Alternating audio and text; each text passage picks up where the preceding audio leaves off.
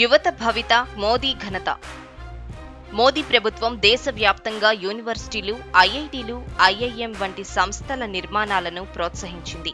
చదువుకున్న యువతకు గేట్వే పరిచింది. మోదీ సర్కార్ విధానాల వల్ల దేశంలోని విశ్వవిద్యాలయాల సంఖ్య గత 10 ఏళ్లలో గణనీయంగా పెరిగింది. ఆయన పాలనలో 7 ఐఐటీలు, 7 ఐఐఎంలు, 15 ఎయిమ్స్, 390 యూనివర్సిటీలు, 700 మెడికల్ కాలేజీల నిర్మాణం జరిగింది.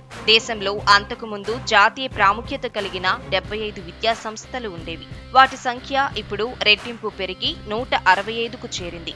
అంతకుముందు 316 విశ్వవిద్యాలయాలు ఉంటే ఇప్పుడు వాటి సంఖ్య 480కి పెరిగింది.